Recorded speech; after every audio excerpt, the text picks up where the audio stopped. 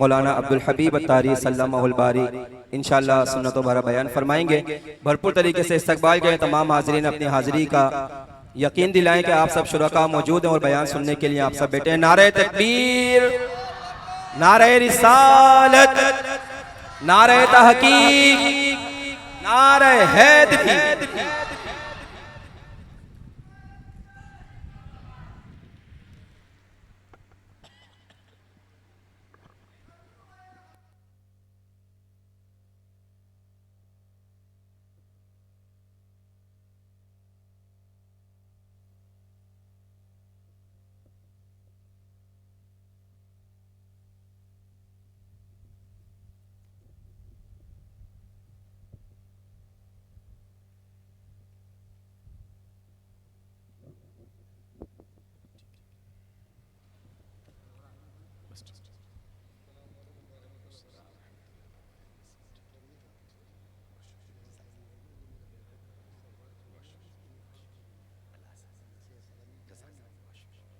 अल्हम्दुलिल्लाहि रब्बिल आलमीन वस्सलातु वस्सलामु अला खातमिन नबिय्यीन अम्मा बअद फ़अऊज़ु बिल्लाहि मिनश शैतानिर रजीम बिस्मिल्लाहिर रहमानिर रहीम। पढ़िए अस्सलातु वस्सलामु अलैका या रसूल अल्लाह व अला आलिका व अस्हाबिका या हबीब अल्लाह। अस्सलातु वस्सलामु अलैका या नबी अल्लाह व अला आलिका व अस्हाबिका या नूर अल्लाह। नवैतु सुन्नतल इअ्तिकाफ। प्यारे प्यारे इस्लामी भाइयों, जब भी मस्जिद में दाखिल हुआ करें याद फरमाकर एतिकाफ की नीयत कर लें। उससे हमें फ़ायदा ये होगा कि दीगर इबादतों के साथ साथ हमें एतिकाफ का सवाब भी मिलता रहेगा। दुरूद पाक पढ़ने के बेशुमार फ़ज़ाइल व बरक़ात हैं। काबे के बदरुद्दुजा, तैबा के शम्सुद्दुहा सल्लल्लाहु अलैहि वसल्लम का फरमाने आली शान, मन सल्ला अलैया लम यलिजिन नारा। आका फरमाते जो मुझ पर दुरूद पाक भेजेगा वो आग में दाखिल ना होगा। सुभान अल्लाह। हमें दुरूद पाक कसरत से पढ़ते रहना चाहिए। क्या खूब सलातो सलाम का शेर है ना, क्या खौफ मुझको प्यारे नारे जहीम से हो। जहीम कहते हैं जहन्नम को। क्या खौफ मुझको प्यारे नारे जहीम से हो, तुम हो शफीए महशर, तुम पर सलाम हरदम, कोई नहीं हमारा हम किसके दर पे जाएं, ऐ बेकसों के यावर तुम पर सलाम हरदम। जिंदगी में अपनी आदत बनाएं कि कसरत से दुरूद पाक पढ़ते रहा करें। मोहब्बत के साथ बाआवाज़ बुलंद दुरूद पाक पढ़ लें। सल्लू अलल हबीब सल्लल्लाहु तआला अला मुहम्मद सल्लल्लाहु अलैहि वसल्लम।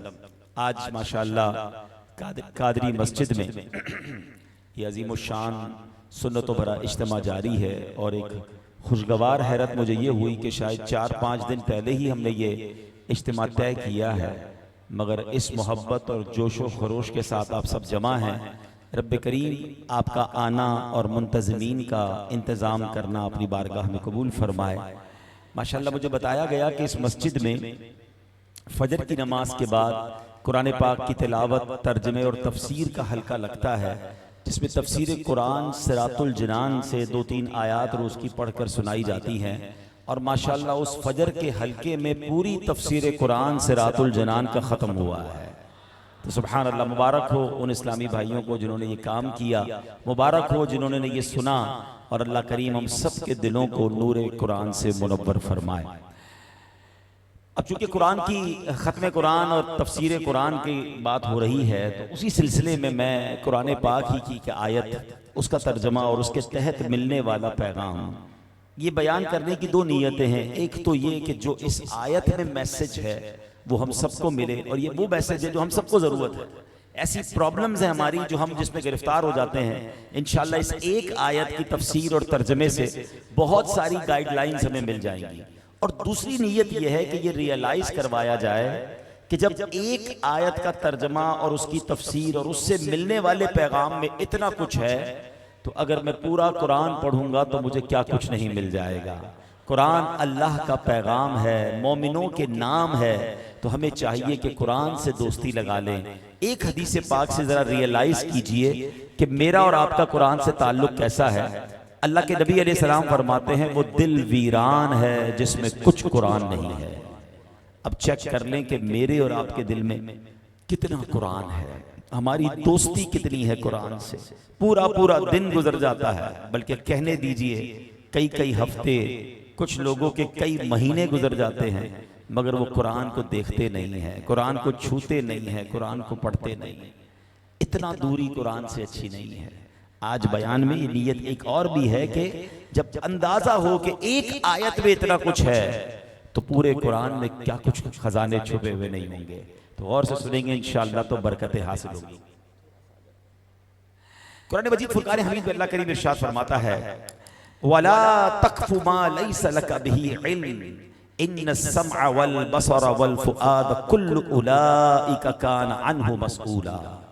आसान तर्जुमा कुरान कंजुल इरफान, और उस बात के पीछे न पड़ जिसका तुझे इल्म नहीं, बेशक कान और आंख और दिल उन सब के बारे में सवाल किया जाएगा। कुरान ने वाज़े समझा दिया। ये कौन सी पारा 15 है, सूरह बनी इसराइल आयत नंबर 36 है। एक अहम तरीन लेसन दिया गया, और वो सबक क्या है, अगर इसको हम अपनी जिंदगी पे नाफिज कर लेना, यकीन माने इतनी सारी टेंशन और परेशानियों से बच जाएंगे। बहुत सारे जो घरों में खामखा के झगड़े हैं, दोस्तों में दूरियां हैं, मोहल्ले में बदगुमानियां हैं, ये सारी खत्म हो सकती हैं। बहुत सारा कीमती वक्त जो हमारा जाया हो जाता है बहसबाजी में, वो खत्म हो जाएगा। दिमागी उलझने और डिप्रेशन खत्म हो जाएंगे अगर इस एक आयत पर अमल कर ले।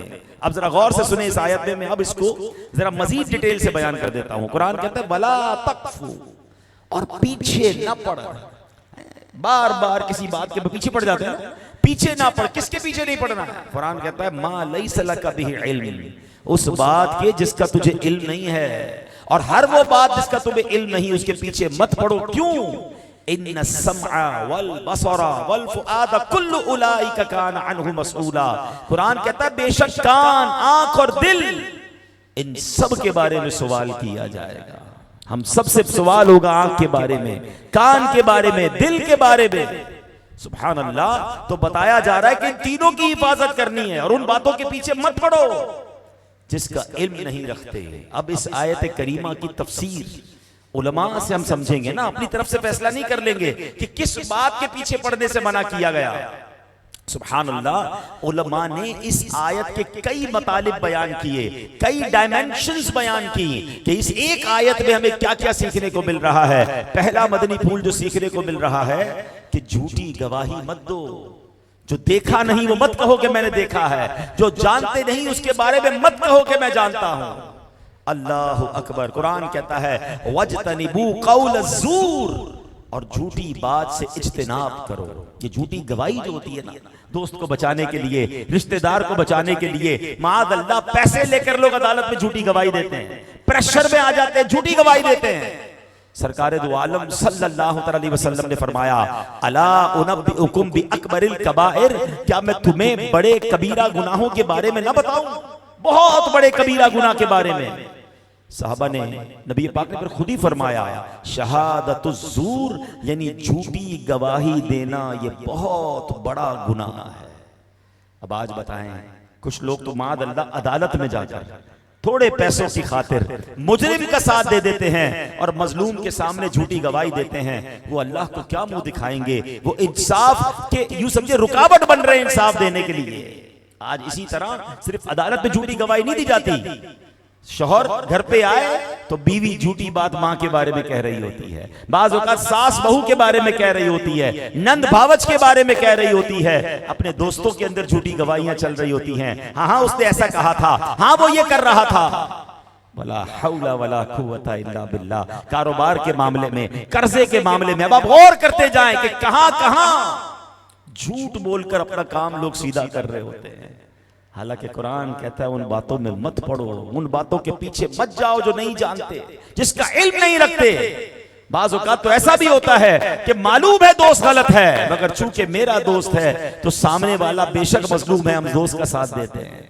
यहां दोस्त का साथ नहीं देना है, यहां रिश्तेदार का साथ नहीं देना, जिंदगी में एक उसूल बना ले, हमेशा इंसाफ का साथ देना है, हक का साथ देना है, कभी भी जालिम का साथ ना दें। उलमाए किराम बैठे हैं, सरकार दो आलम अलैहिस्सलाम की बड़ी मशहूर हदीस है कि वो खुशनसीब जिनको कयामत के दिन अल्लाह के अर्श का साया नसीब होगा, उनमें पहले नंबर पर मेरे आका ने फरमाया आदिल हुक्मरान, अदल करने वाला हुक्मरान जो होगा उसे कयामत के दिन अल्लाह के अर्श का साया मिलेगा। तो बताओ ना, जो अदल नहीं करने वाला होगा उसका क्या हाल होगा, जो जालिम का साथ देने वाला होगा उसका हाल क्या होगा, जो झूठी गवाही देने वाला होगा उसका साथ क्या, उसका मामला क्या होगा। दोस्त का झगड़ा हो जाए, यार मेरे दोस्त का झगड़ा है, मैं दोस्त के साथ हूं, अरे भाई दोस्त जुल्म तो नहीं कर रहा, ये तो देख लो, तुम्हारा दोस्त किसी के साथ ज्यादती तो नहीं कर रहा, भाई मुझे नहीं पता, दोस्त मेरा है, जिधर कहेगा लड़ने के लिए तैयार हूं, जिधर ले जाएगा गवाही दे दूंगा। वला हौला वला कुव्वता इल्ला बिल्लाह, कुरान कह रहा है उन बातों में मत पड़ो जिसका इल्म नहीं रखते, कभी जिंदगी में झूठी गवाही नहीं देनी। नबी पाक अलैहिस्सलाम ने फरमाया लन तज़ूल कदम शाहिद ज़ूर हत्ता युजिबल्लाहु लहुन नार, झूठे गवाह के कदम भी ना हटने पाएंगे कि अल्लाह पाक उसके लिए जहन्नम वाजिब फरमा देगा। थोड़े पैसे के लिए झूठ बोलने वालों सोचो, अपने दोस्तों, अपने रिश्तेदारों, अपने जानने वालों के लिए, अपने कारोबार के लिए, अपना माल बेचने के लिए झूठ बोलने वालों सोचो कि ये शायद थोड़ी देर का फायदा तो हो जाएगा, मगर ये झूठी गवाही, आका फरमाते अभी कदम भी नहीं उठेगा उसका, वहां से हिलेगा भी नहीं कि उस पर जहन्नम वाजिब हो जाएगी। किधर जाएंगे हम? आगे चलते हैं। इसी आयत का दूसरा एक खूबसूरत पहलू, एक दूसरा मामला, कुरान कह रहा है वला तख्फु मा लैसा लका बिही इल्म, और उस बात के पीछे न पड़ जिसका तुझे इल्म नहीं। इसका एक माना उलमा ने यह बयान किया, जब जिस बात का तुम्हारे पास इल्म नहीं, अपनी तरफ से जवाब ना दो, खामखा अपनी अकल के घोड़े मत दौड़ाओ। पता चला कि 100% यकीन के साथ अगर आपको शरई मसला मालूम है, आप फिर बयान करें, अलबत्ता मालूम ना हो तो फिर बताएं ना। अब मसला यह है कि हर किसी को मसले बताने का शौक है, इल्म है या नहीं है, हर किसी को जनाब सोशल मीडिया मिल गया, कैमरा खोला, कुरान की तफसीर शुरू कर दी, माद अल्लाह कैमरा खोला, हदीस के बारे में बयान करना शुरू कर दिया, दीन की इंटरप्रिटेशन, दीन की तारीफ अब वो लोग बयान कर रहे हैं जिनके पास अपने पास भी इल्म नहीं। बल्कि यहां तो उलमा को भी कहा जाता है कि आप बेशक आलिम हैं, हर आलिम को हर मसला आता हो ये जरूरी नहीं है। अगर सवाल पूछा जाए और आपको नहीं आता तो आप कह दें ला अदरी। उलमा ने इसको भी आधा इल्म बयान किया है कि आपसे कोई पूछे और आप कहे मुझे नहीं मालूम, मैं पढ़ के बताऊंगा, ये इल्म की शान है। अल्लाह अकबर, कैसे कैसे नबी पाक ने सहाबा की तरबियत की। अब जरा एक वाकया सुनिएगा। अल्लाह अकबर, एक बार क्या हुआ कि अगर किसी ने गलत मसला बता दिया ना तो उसका इजाला भी करना पड़ेगा। ऐसा नहीं बंदा तौबा कर ले, कोई बताए कि यार आपसे गलती हो गई थी बयान में, आपने किताब में गलत लिख दिया था, आपने उस दिन मसला गलत बता दिया था, आपका मैं अल्लाह से माफी मांगता हूं। नहीं नहीं, जिसको गलत बताया है या आपकी बात जहां तक पहुंची है अब इसका इजाला भी करना होगा। अल्लाह अकबर, एक बार क्या हुआ, सहाबी रसूल हजरत अबू हुरैरा रज़ियल्लाहु अन्हु, कितने बड़े सहाबी, ठीक है, नबी पाक सल्लल्लाहु अलैहि वसल्लम एक मरतबा इशा की नमाज पढ़ा के वापस जा रहे थे। मैंने देखा कि नबी पाक के रास्ते में एक औरत खड़ी है, अपने आप को पूरी तरह ढांक कर रखा है। उसने मुझे बुलाया, कहती ऐ अबू हुरैरा, मुझसे बहुत बड़ा गुनाह हो गया है, क्या मेरे लिए तौबा है? मैंने गुनाह की तफसील पूछी, उसने अपना गुनाह बताया। मैंने कहा तू तो हलाक हुई, दूसरों को भी हलाकत में डाल दिया, इतना बड़ा गुनाह करके तू तौबा की उम्मीद रखती है? अल्लाह पाक की कसम, तेरे लिए कोई तौबा नहीं। हजरत अबू हुरैरा ने यह बयान कर दिया। अच्छा, सैयदना अबू हुरैरा रज़ियल्लाहु अन्हु ने जब ये बयान किया तो वो औरत तो शर्मिंदगी का इतना गलबा हुआ, कांपने लगी और कांपते कांपते बेहोश हो गई।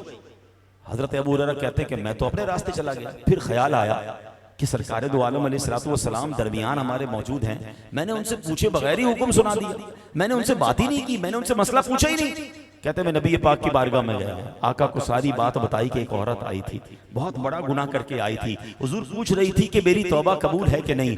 मैंने तो कह दिया तेरी तौबा कबूल नहीं। अल्लाह अकबर, नबी पाक ने ये सुना तो फरमाया इन्ना लिल्लाहि व इन्ना इलैहि राजिऊन। ऐ अबू हुरैरा, तू खुद भी हलाक हुआ, उस औरत को भी हलाकत में डाला, क्या तुम्हें अल्लाह का ये फरमान याद नहीं? फिर नबी पाक ने कुरान की ये आयत पढ़ी, इल्ला मन ताबा व आमना व अमिला अमलन सालिहन फउलाइका उलाइका युबद्दिलुल्लाहु सय्यिआतिहिम हसनात व काना अल्लाहु गफूरर रहीमा। क्या शानदार ऐलान है तौबा करने वालों के लिए कुरान में। अल्लाह फरमाता है मगर जो तौबा करे और ईमान लाए और अच्छा काम करे तो ऐसों की बुराइयों को अल्लाह नेकियों से बदल देगा और अल्लाह बख्शने वाला मेहरबान है। खुदा की कसम इस आयत में जो दिलासा है, अरे अल्लाह गुनाह माफ कर दे ये उसकी बड़ी मेहरबानी है, मगर सच्ची तौबा करने वाला हो और रब तौबा कबूल करे तो सिर्फ गुनाह माफ नहीं फरमाता, गुनाहों को नेकियों से बदल देता है।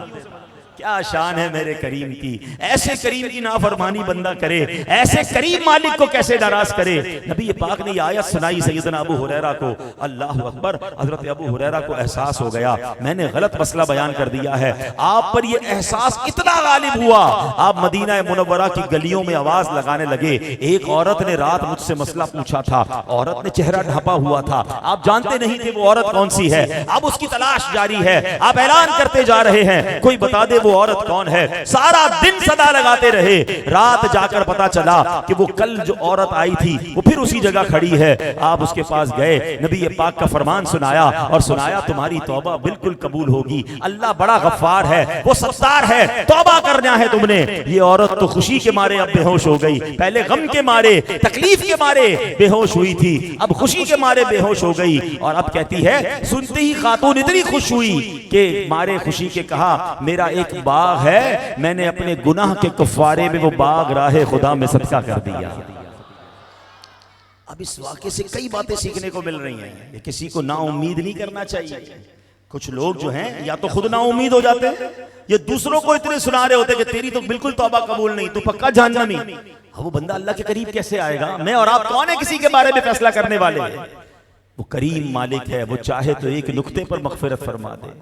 तू करीम ही जो ठहरा तो करम के क्या ठिकाने, तू करीम ही जो ठहरा तो करम के क्या ठिकाने, तू नवाजने पे आए तो नवाज दे ज़माने। कभी मायूस नहीं होना है, कितने भी गुनाह क्यों ना हो, आ जाओ उसकी बारगाह में, सर झुका दें। अल्लाह की शान बहुत बड़ी है, वो करीम है, वो माफ करने वाला। याद रखिए ईमान की तारीफ उलमा ने बयान की, अल ईमान बैनल खौफ वर रिजा। ईमान खौफ और उम्मीद के दरमियान की शय का नाम है। यानी ऐसा भी नहीं हो कि बंदा इतना बेखौफ हो जाए कि अल्लाह माफ करने वाला, जो करना करते रहो, या इतना खौफज़दा ना हो जाए कि मैं इतना गुनाहगार हूं मेरी बख्शिश ही नहीं होगी। नहीं, खौफ भी रखना है, उम्मीद भी रखनी है, उसके दरमियान रहना है। तो ये पता चला कि किसी को ना उम्मीद नहीं करना। और दूसरी बात, कभी गलत मसला बयान ना करें, नहीं आता मना कर दें, आपकी शान में कोई कमी नहीं होगी। बड़े बड़े उलमा, बड़े बड़े फुकहा बिल्कुल भरे मजमे में कह दिया करते कि मुझे नहीं मालूम, ला अदरी। अगर आज के दौर में देखें एक ऐसी शख्सियत जिसके करोड़ों मुरीद हैं और जनाब बराए रास्त वो मदरी चैनल पर मौजूद होते हैं, न जाने लाखों करोड़ों आशिकार रसूल दुनिया भर में सुन रहे होते हैं, उनसे सवाल किया जाता है, बाज़ औक़ात कहते हैं मुझे इसका मसला नहीं मालूम, मैं मुफ्ती साहब से पूछकर बताऊंगा। और अगर कभी मसला बता दिया और बाद में पता चला कि गलती हो गई है, आप लाइव चैनल पर आकर बताते हैं कि फला दिन मैंने ये मसला बयान किया था, उसमें ये कमजोरी रह गई, अब वो क्लिप डिलीट कर दिया जाए, ये नया क्लिप लगा दिया जाए। मैं आपसे पूछता हूं, अमीर अहले सुन्नत का इस तरह मसला बयान करना, उलमा से पूछकर बयान करना, अपनी बात नहीं आती तो मना कर देना, क्या आपकी इज्जत कम हो गई? क्या लोग आपसे दूर हो गए? नहीं होता ऐसा। अल्लाह पाक और इज्जत देता है, मगर कुछ लोग इसको कसरे शान समझते हैं कि यार मुझसे मसला पूछा है, भैया कैसे कह दूं मुझे नहीं आता। माद अल्लाह जो दिमाग में आया वो बता देते हैं, ये हराम। सरकार दो आलम सल्लल्लाहु अलैहि वसल्लम की हदीस, जिसने कुरान के मुतालिक बगैर इल्म के कुछ कहा वो अपना ठिकाना जहन्नम में बना दे। आज तो लोगों का तकिया कलाम हो गया। अल्लाह ने कुरान में ये फरमाया, तुम्हें नहीं पता अल्लाह क्या कहता है, उसको रोक के पूछ लो ना, बताओ कहां है कुरान में, तो कुछ भी नहीं पता होगा, बस बहस करनी है। अल्लाह ने कुरान में फरमाया, हुजूर की हदीस है, तुम्हें मालूम नहीं अल्लाह क्या कहता है इस बारे में। आपको मालूम है, आप सुनाए ना कौन सी आयत है, और आपने कहा किस आलिम दीन से उसकी तफसीर पढ़ी है। ये अपनी जबान पे आना भी नहीं चाहिए। जब तक 100% इल्म ना हो, अपनी राय से कुरान बयान करना, अपनी राय से हदीस बयान करना, ये जहन्नम में जाने वाला काम है। आप देखिए, जो जितना सही आलिम होगा ना वो उतना मोहतात होगा, जितना ज्यादा जिसको इल्म होगा वो उतना मोहतात होगा। ये बेइल्म पानी के बुलबुले आपको सब जरा नजर आ रहे हैं। और अफसोस ये है कि हमारे नौजवान, सोशल मीडिया सबके पास है, सबको सुनना है, सुन के फिर परेशान हो रहे हैं कि हजरत फलां तो ये कहता है, फलां ये कहता है। अल्लाह के बंदों, पहले अपना अकीदा तो सीख लो। हैं, छोटी सी क्लिप आती है, लोग परेशान हो जाते हैं। सदियों से जो हमारे औलियाए किराम, सहाबाए किराम, हमारे उलमा में सिखाते आ रहे हैं, लेकिन आज कोई एक छोटा सा क्लिप आ जाए तो परेशान हो जाते हैं कि यार हम रफ़ा देन क्यों नहीं करते, हम ये 2 रकअत वितर की क्यों नहीं पढ़ते, फला आलिम तो कह रहा था 1 रकअत भी होती है, 2 भी होती है, हम 3 क्यों पढ़ते। अपना इल्म मौजूद नहीं है, सबको सुन के कंफ्यूज होना है। तो मेरे प्यारे भाई, पहले खुद तो इल्म हासिल कर लें, और इल्म किससे सीखना है? जो उलमा हैं, उलमाए हक हैं। प्रॉब्लम यह है कि हमने उलमाए हक से दीन सीखा नहीं और सोशल मीडिया पे सबको सुनना शुरू कर दिया। मैं सिर्फ एक मिसाल के जरिए बात को समझा देता हूं। आपको अपना घर बनाना हो, ठीक है, किसी दर्जी, आपका मोहल्ले में एक दर्जी हो, कपड़े बड़े अच्छे सीता है, आपका बेस्ट दर्जी कोरंगी का, कोई बंदा कहे यार ये कपड़े बड़े अच्छे सीता है, घर भी इसी से बना लेते हैं, तो आप क्या कहेंगे? भाई वो दर्जी है, वो बिल्डर नहीं है, ठीक है। अच्छा, एक बंदा जो है, आप जब भी जाते हैं कसाई के पास, वो गोश्त बड़े अच्छे तरीके से काटता है, आप कहते हैं यार इसकी हाथ बड़ा अच्छा चलता है, अपने बेटे का ऑपरेशन भी इसी से करवा लेते हैं। आप कहेंगे वो कसाई है, वो डॉक्टर नहीं है। मौलाना साहब तबीयत खराब हो गई आपकी, इलाज डॉक्टर से होता है, गोश्त कसाई से लेना होता है, बिल्डिंग घर जो है वो बिल्डर से बनाना होता है, जूते मोची से सिलवाने होते हैं, वो सब पता है आपको। तो मुझे बताओ ना, फिर दीन किससे सीखना होता है? फिर उलमा, यानी हर चीज का एक्सपर्ट चाहिए। दीन जो बयान करे हम उसका सुनना शुरू कर देते हैं। उससे पहले ये तो चेक करो वो खुद आलिम है कि नहीं, उसने खुद दीन कहां से सीखा है, क्या उसके दिल में इश्क़ सहाबा है, इश्क़ अहले बैत है, अल्लाह रसूल की मोहब्बत है कि नहीं। पता चला वो जनाब इल्म सिखाते सिखाते, कुरान पढ़ते पढ़ते मेरे सहाबा के खिलाफ बात कर देता है, कभी अहले बैत के खिलाफ बात कर देता है, कभी माअज़ल्लाह औलिया किराम के खिलाफ बात करता है। ऐसे बंदे की बात सुननी क्यों है? कोई आपके बाप को बुरा भला कहे, आपकी वालदा को बुरा भला कहे, आप उससे दीन सीखोगे? उसके तो करीब भी नहीं जाओगे। और सहाबाए किराम के बारे में कोई बकवास कर रहा है, कह रहे हैं यार हम तो कुरान सुनते हैं ना, उसका क्लिप बड़ा मशहूर हो जाता है। क्या हो गया हमें? इसीलिए कुरान कहता है कि उन बातों में मत पढ़ो कि जिसका तुम्हें इल्म नहीं है। अल्लाह ने इतने प्यारे उलमा दिए, उलमाए हक दिए, उनके कदमों को थाम लें। ये फितने आते रहेंगे, ये तूफान आते रहेंगे, मगर अल्लाह की रहमत से जो आला हजरत के दामन से वाबस्ता उलमाए किराम हैं, आप उनका दामन थाम लें इंशाअल्लाह। अल्लाह ने चाहा हमारे सैयदी आला हजरत हमें सहाबा और अहले बैत की ऐसी मोहब्बत पिला रहे हैं, उनके पीछे पीछे इंशाअल्लाह, सरकार के पीछे पीछे जन्नत में जाएंगे इंशाअल्लाह। आगे चलते हैं। इस आयत का एक और महमल, एक और खूबसूरत जो पैगाम है, कुरान कहता है वला तख्फु मा लैसा लका बिही इल्म, और उस बात के पीछे न पड़ जिसका तुझे इल्म नहीं। सहाबी रसूल हजरत अब्दुल्लाह इब्न अब्बास फरमाते हैं इसका माना यह है बगैर इल्म के किसी पर झूठे इल्जाम मत लगाओ। अल्लाह अकबर, ये बदगुमानियां और ये इल्जाम तो इस कदर आगे बढ़ गए हैं, तौबा तौबा, हर बात में बदगुमानी है। किसी को फोन किया, फोन नहीं उठाया, हाँ भाई अब तो अमीर आदमी हो गया है ना, गुरूर आ गया, तकब्बुर आ गया, अब मेरा फोन कहाँ उठाएगा, पैसे वालों का फोन उठाता है। अरे अल्लाह के बंदो, बंदा कभी कभी नहीं उठा सकता फोन। इस वक्त आप इज्तिमा में बैठे, बहुत सारों के फोन बज रहे होंगे, साइलेंट है जेब में, फोन आप नहीं उठा रहे, और आपके बारे में बदगुमानी कर रहा है कि यार बड़े मुतकब्बिर हो गए हैं। तो क्या है ये? हराम, जहन्नम में ले जाने वाला काम। यानी आप बात तो करें, देखिए इस कदर बदगुमानी बढ़ गई है। शौहर थोड़ी सी तवज्जो कम हो जाए बीवी पर, तो बीवी समझती, लगता है सास ने कुछ अमल करवा दिया होगा। सास से 2 दिन शौहर अपने माँ से ना मिले, लगता है बीवी ने कुछ करा दिया होगा। अपनी दुकान या मार्केट के अंदर मस्जिद है ना, मार्केट वाले भी होंगे, किसी की दुकान पर जरा ग्राहक ज्यादा चले जाएं, यार लगता है तावीज करवा दिया होगा। 2 दिन टोपी पहन के आया था, तस्बीह पहन के मेरी तरफ ही देख के तस्बीह पढ़ रहा था, लगता है कोई खास वजीफा लाया, मेरी दुकान पर ही दम कर रहा है। अरे भाई किसके पास टाइम है जो आप पर अमल करवाएगा? यार आप में है, मुझ में और आप में ऐसा क्या है जो लोग जादू भी करवाएंगे, जिन भी भेज देंगे? सारी दुनिया का मैं ही मसला हूं कि मेरे ही खिलाफ सारे लगे हुए हैं। अल्लाह के दस्ते कुदरत में मेरी किस्मत है, मेरे रिश्तेदारों और मेरे पड़ोसियों और दुकानदारों के हाथ में क्या मेरी किस्मत हो गई कि जनाब मेरा फला मामला उसकी वजह से हो गया, फला प्रॉब्लम उसकी वजह से हो गया। अपने अमाल की तरफ तवज्जो क्यों नहीं करते कि मेरे गुनाहों की कहीं मुझे सजा ना मिल रही हो?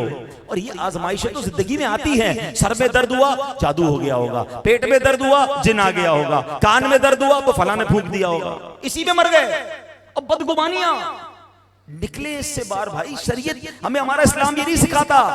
ऐ मेरे प्यारे इस्लामी भाइयों, कुरान कहता है इन्नल हुक्म इल्ला लिल्लाह, फरमाया हुक्म तो अल्लाह ही का चलता है। और एक मकाम पर फरमाया अल वलायतु लिल्लाहिल हक, और तमाम इख्तियार सच्चे अल्लाह का है। इख्तियार रब का है, लोगों का नहीं कि वो करवा देगा, वो करवा देगा। मेरे नसीब में तो हो सकता है, वरना कोई मुझ पर कुछ नहीं करवा सकता। आप नमाज पाबंदी से पढ़ें, बावुजू रहिए, सूरह फलक और सूरह नास का विर्द कीजिए और तवज्जो अपने अमाल की तरफ रखिए। एक बात याद रखिए, हम पर जो प्रॉब्लम्स आती है ना, उसकी बड़ी वजह हम खुद होते हैं। अब जरा हदीस सुन लीजिए ताकि ये मसला हल हो जाएगा। एक बार नबी पाक अलैहिस्सलाम से सिद्दीक़ अकबर रज़ियल्लाहु तआला अन्हु ने सवाल किया और हुजूर अर्ज करते हैं, हुजूर क्या हमारे हर अमल का बदला दिया जाएगा? हम जो अमल करते हैं हर अमल का बदला दिया जाएगा? आका अलैहिस्सलाम फरमाते हैं, गफरल्लाहु लका या अबा बकरिन, ए अबू बकर अल्लाह पाक तेरी बख्शिश फरमाए, क्या लोग बीमार नहीं होते? आका सवाल कर रहे हैं, क्या इन्हें रंज नहीं पहुंचता? क्या वो गमगीन नहीं होते? क्या परेशानियां नहीं आती? अर्ज की क्यों नहीं या रसूलल्लाह, ये तो सब कुछ होता है हमारे साथ। फरमाया फहुआ मा तुजज़ौन बिही, बस ये अमाल का बदला ही तो है। आंख हराम देख रही है, कान हराम सुन रहे हैं, जबान झूठ बोल रही है, नमाजें कज़ा हो रही हैं, लोगों के दिल तोड़ रहे हैं और कहते हैं पता नहीं बीमारी क्यों आ गई, नुकसान क्यों हो गया, फला ने कराया होगा। खुद तो देखो तुमने क्या किया सुबह से शाम तक। अल्लाह को नाराज करके कहते रहमतें क्यों नहीं बरस रही, कारोबार में बरकत क्यों नहीं हो रही? हमने कसर कौन सी छोड़ी रब को नाराज करने में? और फिर अपने कसूर याद नहीं आ रहे, बल्कि बाज़ औक़ात तो सुन के, जुमला सुन के हिल जाता है बंदा, पता नहीं कौन सा कसूर हो गया जो मेरे साथ ये हो रहा है। ये जुमला आता कैसे ज़बान पर यार? कसूर ही कसूर है मेरे, तो मैं तो सुबह से शाम कसूरवार हूं। न जाने कितनी नाफरमानियां जिंदगी में कर ली और अब मैं ये कहता हूं पता नहीं क्या कसूर हो गया। अच्छा, उसी बंदे से रोक के पूछ लो ना, भाई आप 5 वक्त नमाज तो पूरी पढ़ते होंगे? नहीं, बस वो नमाज में तो सुस्ती हो जाती है। ये बंदा कैसे कह सकता है कि कसूर क्या हो गया? सबसे बड़ा कसूर तो ये कि आप बेनमाजी हैं। पता है आपको, सबसे बड़े गुनाहों में गुनाह ये कि बंदा नमाज नहीं पढ़ता। हमें शराबी बुरा लगता है, शराब हराम, मगर नमाज कज़ा करना इससे बड़ा गुनाह है। मगर वो किसी को बुरा नहीं लगता क्योंकि सारे ही बेनमाजी होते हैं। ऐसा ना करें। अपनी जिंदगी में अगर सुकून चाहते हैं, अपनी जिंदगी में अगर भलाइयां चाहते हैं, खैर चाहते हैं, तो रब की रिजा वाले काम करें। अल्लाह को नाराज करके आप खैर की उम्मीद कैसे रख रहे हैं? ये तो करीम है जो सांस बंद नहीं कर रहा, ये तो करीम है जो हमारे हाथ पैर चल रहे हैं। वरना वो चाहता तो मेरी आंख हराम देखती मैं अंधा हो जाता, पैर हराम की तरफ जाते लंगड़ा हो जाता। ये तो उसकी मेहरबानी है, ऐब छुपाए हुए हैं, लोग इज्जत कर रहे हैं। खुदा की कसम, जितना रब ने हम पर एहसान किया और जितना वो हमारी नाफरमानियों के बावजूद नवाज रहा है, फिर शिकवा ज़बान पर कभी नहीं आना चाहिए। तो काश ये बात समझ आ जाए और हम इन तमाम बातों से निकल जाएं। आखिरी वाकया सुन लीजिए। घरों में भी अजीब अजीब इल्जामात, अजीब अजीब शक व शुबा, अजीब अजीब झगड़े चल रहे हैं। एक साहबी ने, बुखारी की हदीस, एक देहाती शख्स नबी पाक की बारगाह में हाजिर हुआ, अर्ज करता, या रसूल अल्लाह सल्लल्लाहु अलैहि वसल्लम, मेरे एक ऐसे बच्चे की पैदाइश हुई है कि हुजूर उसकी शक्ल मुझसे नहीं मिलती। अब कैसा अजीब बात है, अपनी बीवी पर शक, मुझे लगता है ये बच्चा मेरा नहीं है। अल्लाह अकबर। अब सुभान अल्लाह, मेरे आका ने क्या जवाब दिया? आका फरमाते हैं, तुम्हारे पास ऊंट हैं? कहता हुजूर बहुत सारे ऊंट हैं। फरमाया किस रंग के हैं? कहा हुजूर वो सुर्ख रंग के हैं। आका ने फरमाया कोई उनमें खाकी रंग का भी है? कहा हुजूर जी हाँ, कुछ ऊंट खाकी रंग के भी हैं। फरमाया बताओ सुर्ख रंग के ऊंटों की नस्ल में खाकी रंग के ऊंट कहां से आ गए?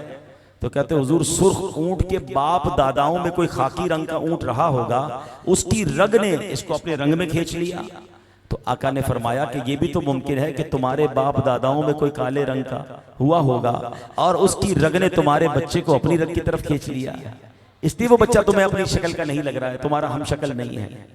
उस सहाबी रसूल ने, उस शख्स ने कहा कि ठीक है हुजूर, मुझे बात समझ आ गई। अब छोटी छोटी बातों पर घर में शक है, शुबा है, लड़ाई है, झगड़ा है, इतनी शक के साथ जिंदगी नहीं गुजरती है। मियाँ बीवी ये गाड़ी के 2 पहिए हैं, आप सारा दिन घर से बाहर होते, वो घर संभालती है बेचारी। अब जनाब वो शक कर रही है या आप शक कर रहे हैं और छोटी छोटी बातों पर इल्जाम लगा रहे हैं। ऐसा ना करें, जिंदगी मुश्किल ना करें, एतमाद करें, अल्लाह पर भरोसा करें और अल्लाह से खैर की उम्मीद रखें। तो बहरहाल मेरे प्यारे इस्लामी भाइयों, आज चंद बातें अर्ज की हैं, वरना इसके आगे इतनी, इस एक ही आयत के तहत इतनी बातें आती हैं जो हम पड़े हुए हैं, जिन कामों में हम पड़े हुए उन कामों में हैं जिनकी हमें जरूरत नहीं है और उन कामों को छोड़ा हुआ है कि जो हमें सीखना जरूरी है। हालांकि कुरान कहता है वला तख्फु मा लैसा लका बिही इल्म, और उस बात के पीछे न पड़ जिसका तुझे इल्म नहीं। आज चाय के होटल पर क्या हो रहा है? फला मुल्क का कौन सा मिसाइल आ गया, फला मुल्क ने ये कर दिया, लगता है भाई अब तो पेट्रोल का रेट बढ़ जाएगा। ऐसी पेट्रोल पर बहस हो रही है जैसे हजरत के 4 तेल के कुएं हैं। डलवाना स्कूटर में 100 रुपए का पेट्रोल है और रेट चेक हो रहा है इंटरनेट पर कि आज पर बैरल रेट क्या है, क्योंकि टाइम बड़ा है। गोल्ड का रेट लोगों को पता, आज स्टॉक एक्सचेंज कितना ऊपर गई है, फला फुटबॉल के मैच का रिजल्ट क्या है, सारी बहस करवा लो। इनसे पूछो भाई नमाज के फर्ज कितने हैं, कुरान का तलफ्फुज आपको आता है कि नहीं, आपको वुजू का तरीका आता है कि नहीं, इसकी फिक्र नहीं है, इसके लिए टाइम नहीं है, और बहसें करवा लो जनाब सारी रात। अल्लाह अकबर। कुरान कहता है उन बातों के पीछे न पड़ जिसका तुझे इल्म नहीं। अरे जिसकी जरूरत नहीं उसके पीछे क्यों पड़े हुए हैं। एक बार इमाम आजम अबू हनीफा रदी अल्लाह तआला अन्हु के पास एक शख्स आया। अब इमाम आजम तो इमाम आजम है ना, हनफियों के करोड़ों हनफियों के पेशवा हैं। वो नौजवान आकर कहता है हजरत ये बताइए हजरत मूसा की नानी का नाम क्या है। ये उलमा बैठे हैं, आजकल भी नौजवानों को बड़ा शौक होता है जरा फला आलिम के पास जाएंगे, कोई ऐसा सवाल करेंगे हजरत जवाब नहीं दे सकेंगे, हम उनको जरा तंग करेंगे। अरे उलमा को चेक करने निकले, इमाम आजम को चेक करने गया था।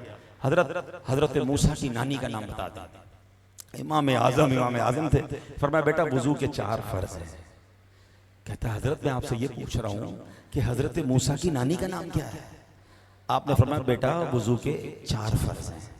कहा हजरत मैं तो आपको बहुत बड़ा इमाम समझता था, मैं तो समझा आप मुफ्तियों के भी इमाम हैं, मैं आपसे एक आसान सा सवाल कर रहा हूँ, हजरत मूसा की नानी का नाम बताइए, आप मुझे वुजू के फर्ज बता रहे हैं। क्या कमाल का जवाब दिया आपने। कहा बेटा मरने के बाद कब्र में तुझसे ये सवाल नहीं होगा कि मूसा की नानी का नाम क्या था, तुझसे ये सवाल होगा कि नमाज पढ़ी कि नहीं, और नमाज पढ़ने के लिए वुजू जरूरी है, और बेटा वुजू के 4 फर्ज हैं वो सीख ले।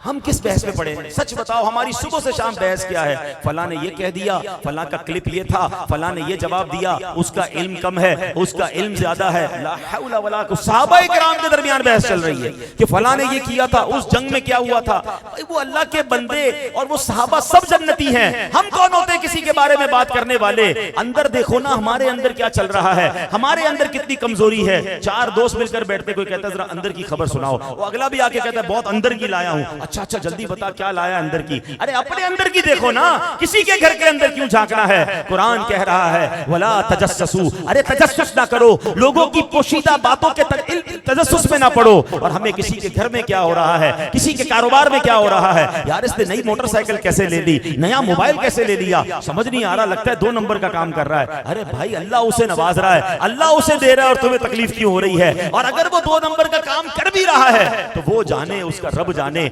आपको किसने इंस्पेक्टर बनाया है, इस अंदर की खबर लो ना कि इधर कितनी बुराइयां हैं। दिल भरा हुआ है कीने से, दिल भरा हुआ है हसद से, नमाजें मेरी कज़ा हो रही है, कुरान मुझे सही पढ़ने नहीं आता, वुजू और गुस्ल के फराइज हमें नहीं मालूम, और हम चले दूसरों को चेक करने के लिए। तो ना करें मेरे प्यारे इस्लामी भाइयों। आज इस मुबारक इज्तिमा में आए हैं, खुदारा ये नियत करके जाएं कि जो मुझ पर इल्म सीखना जरूरी है वो मैं इल्म सीखूं, और वो जरूरी इल्म सही जगह से सीखूं, उलमाए हक के साथ बैठकर सीखूं। अल्लाह की रहमत से आज के इस पुरफितन दौर में दावत इस्लामी एक ऐसी नेमत है जिसने मस्जिद दर्स का सिस्टम बना दिया। 5 मिनट बैठे तो दर्स के जरिए कुछ सीख रहे हैं। मस्जिद मदरसतुल मदीना बालिगान खोल दिया कि जनाब हर बड़ी उम्र के इस्लामी भाई बुजुर्ग भी हैं, वो आए बगैर फीस के 5, 10, 15 मिनट बैठे, अपने तलफ्फुज दुरुस्त करके जाएं, अपनी नमाज ठीक करके जाएं। काफिलों में जाते हैं तो नमाज के प्रैक्टिकल हो रहे हैं, नमाज कोर्स करवाए जा रहे हैं, फर्ज उलूम कोर्स करवाए जा रहे हैं, ताकि जो बेसिक्स हैं हम वो सीख जाएं। तो है मेरे प्यारे इस्लामी भाइयों,